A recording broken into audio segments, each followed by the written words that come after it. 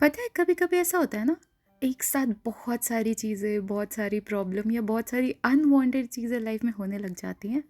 And उस time पे इतना कुछ हो रहा होता है कि समझ में ही नहीं आता है कि एक्चुअली में उसको डील कैसे करना है। तो ऐसा सब कुछ चल रहा था मेरी लाइफ में भी, तो मैंने सोचा कि क्यों ना इससे बाहर निकलूं। एंड इसीलिए मैंने सोचा कि मैं जाऊंगी एक बुद्धा टेम्पल। एंड मैं वहाँ आ गई हूँ आज।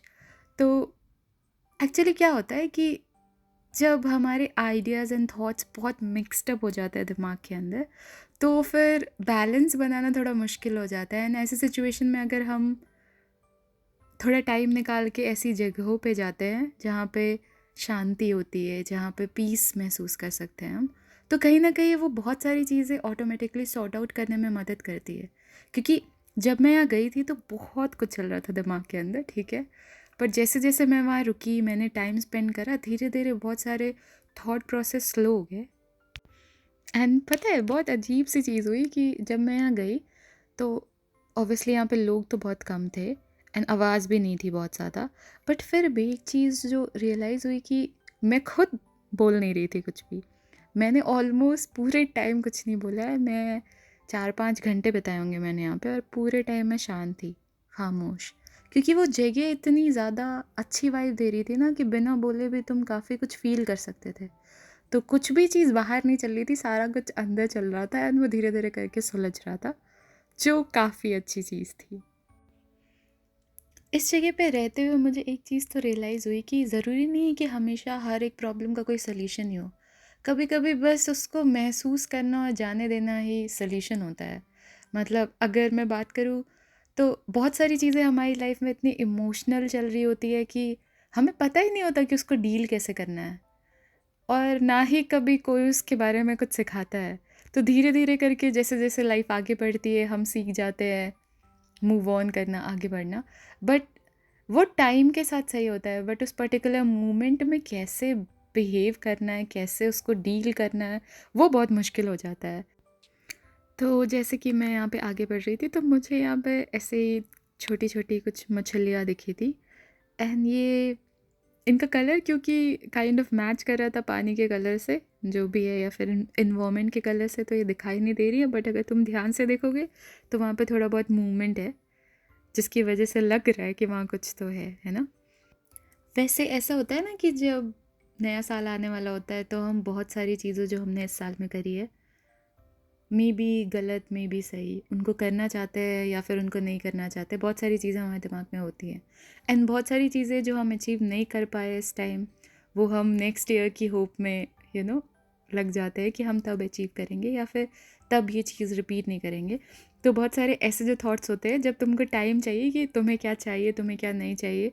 क्योंकि न्यू ईयर भी बहुत सारी अपॉर्चुनिटीज़ लेके आता है।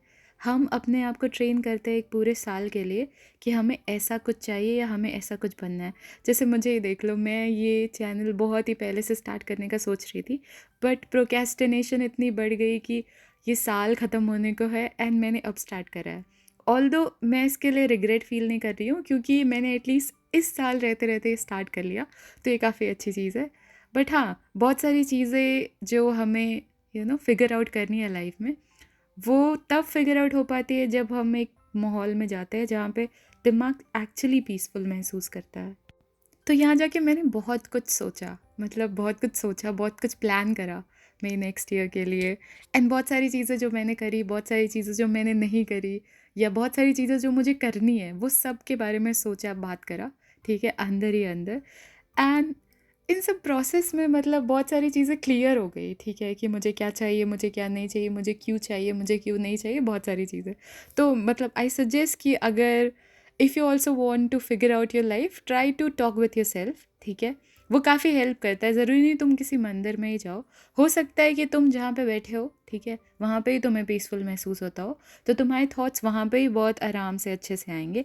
बट ऐसी जगह एक वाइब्रेशन कैरी करती हैं आई गेस, जिसकी वजह से यहाँ जाके वो सारी चीज़ें करना आसान हो जाता है। बट वैसे भी हम कहीं पे भी कर सकते हैं। तो ओवरऑल इस जगह पे जाने का मेरा वन एंड ओनली मकसद ये था कि मैं थोड़ी शांति महसूस कर पाऊँ, मैं अपने इस साल की सारी चीज़ों के लिए ग्रेटफुल हो पाऊँ, एंड आने वाली नई चीज़ें जो बहुत सारी नई अपॉर्चुनिटीज़, नई चीज़ें लेके आएंगी, जहाँ पे मैं बहुत खुश होंगी, बहुत दुखी होंगी, बहुत हार्ड वर्क करना पड़ेगा, उन सब के लिए मैं खुद को प्रिपेयर कर पाऊँ। एंड सुबह जब मैं आई थी तो बहुत हेवी था, ठीक है, दिमाग, थॉट्स, बहुत सारी चीज़ें बिल्कुल बाढ़ आ रखी थी। वापस जाते जाते वो सब कुछ क्लीन था, मैं काफ़ी relaxed and light weight feel कर रही थी। तो ओवरऑल इस जगह पे आना बहुत ही ज़्यादा सफल रहा, बहुत ज़्यादा सफल रहा। तो आज की पूरी जर्नी पीसफुल तो रही थी बट थक गई थी, तो मैंने सोचा थोड़ा कॉफ़ी शॉफ़ी पी लेते हैं। तो मैं आ गई थी 7-Eleven, जो जापान का one of the convenience store है। यहाँ पे तुमको बहुत ही आराम से पानी, खाना मिल जाएगा, ठीक है। एंड उनमें से ही वन ऑफ द कॉफ़ी जो चीज़ है वो मैं पी रही हूँ अभी। फिर जाते जाते रास्ते में मुझे एक ऐसे लेक काइंड ऑफ थिंग दिखी, जो अभी कुछ नहीं दिख रहा है इसके अंदर, बट वो काफ़ी अच्छा था, ठीक है। एंड वो पार्क टाइप एरिया भी था, तो मतलब वहाँ पे झूले वूले भी थे थोड़े बहुत। एंड फाइनली हमें चल के जाना था ट्रेन पकड़ने, तो रास्ते में ये ब्रिज था एंड उसके ऊपर से दिखी ये रोड। एंड फिर मैंने नोटिस करा कि यहाँ के लोग गाड़ियाँ कितने आराम से चलाते हैं। मतलब तुम देखो क्या लाइनें बन रखी है एंड सारे आ रहे हैं। मतलब मैंने देखने के लिए सोचा कि जैसे एक दो कार है वो तो चलो लाइन से जा रही है, बाकी जो पीछे आएंगे ना अभी, उनको भी तुम अगर ध्यान से देखो तो वो काफ़ी ऐसे फॉलो कर रही है इसको। एंड रोड कितनी खूबसूरत है मतलब ओवरऑल दिखने में काफ़ी प्यारी लग रही है। तो हाँ, यही था आज का वीडियो। एंड फाइनली जाते जाते जब हम ट्रेन में गए ना, तो ट्रेन इतनी खाली थी, मतलब कोई था ही नहीं। ऐसा लग रहा था कि ट्रेन खुद का है और बुक करके जा रहे हैं, ऐसा कुछ था। बट हाँ, बाद में आए थे एक दो लोग, बट अभी के लिए तो कोई नहीं था, तो थोड़ा सिनेमेटोग्राफी भी हो जाए ऐसा कुछ करने का ट्राई किया था मैंने। So this is it, Aadya signing off. And एक बात बताओ, अब चाय पीने का टाइम हो गया है। एंड ये जापान की प्रायोरिटी सीट्स हैं जो इवन पीक टाइम में भी खाली रहती है।